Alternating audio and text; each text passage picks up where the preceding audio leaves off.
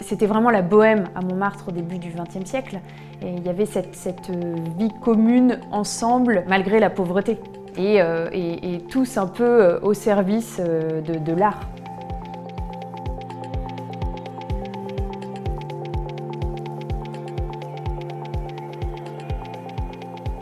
Le premier notoire, c'est Pierre-Auguste Renoir, alors qu'il est en train de peindre sur le motif le bal du Moulin de la Galette. Et puis ensuite, c'est Raoul Dufy et Otto Friese, Picasso également, Van Dongen. Mais il n'y a pas que des peintres, il y a aussi les écrivains, les poètes. Il y a Mac Jacob qui vit au bateau Lavoir. Il y a aussi la musique, il y a les chansonniers, Aristide Bruand. On peut parler aussi d'Éric Satie. Montmartre, on est vraiment dans la création au sens large, multiforme.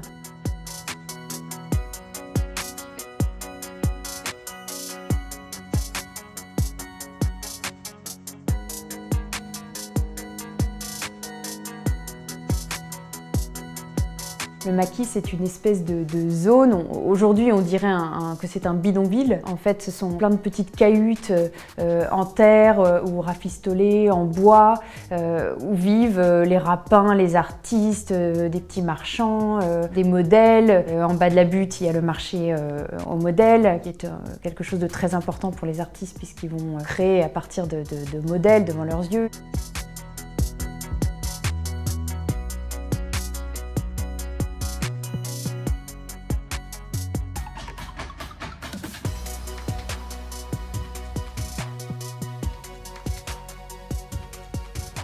C'était des lieux extrêmement structurants, j'ai envie de dire, pour les artistes à la fois parce que c'était des lieux de vie, des lieux de rassemblement, des lieux d'échange, et puis des lieux également où ils créaient. Il y avait tous ces cirques aussi, le cirque Medrano, ils croquaient ce qu'ils voyaient.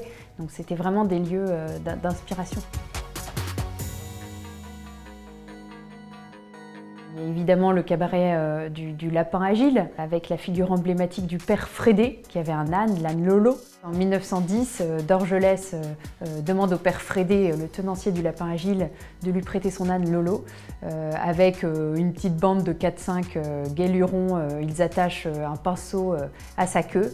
Et puis, sur une toile, l'âne Lolo agite sa queue quand on lui présente une carotte à manger, et en fait, peint finalement une toile. Cette toile finira sur les murs du Salon des Indépendants en 1910, au milieu d'œuvres de Picasso, de Van Dongen, du Douanier Rousseau.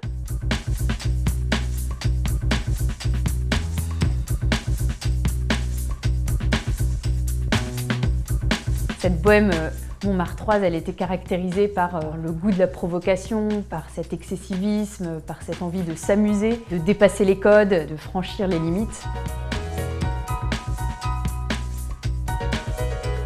À partir de 1914, Suzanne Valadon habite ici dans cet atelier du 12-14 rue Cortot, l'actuel musée de Montmartre, avec son fils Maurice Utrillo et son mari André Iter. On les appelait le trio infernal parce qu'ils n'arrêtaient pas de se disputer, ou soit d'être alcoolisés, ou d'avoir des frasques. Au 12-14 rue Cortot, à partir de 1875, commence, on va dire, le défilé d'artistes qui occupèrent les lieux de l'actuel musée de Montmartre pendant des durées plus ou moins longues.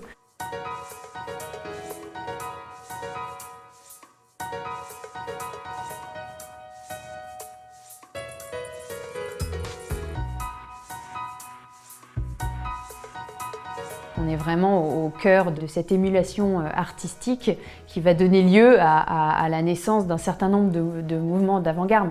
On peut parler de l'art moderne au sens général, mais les avant-gardes, c'est tous ces mouvements artistiques novateurs. Donc, il y a le cubisme, évidemment, le fauvisme, le surréalisme, le dada avant le surréalisme. Tout ça, ça se passe à Montmartre, en fait, en partie en tout cas.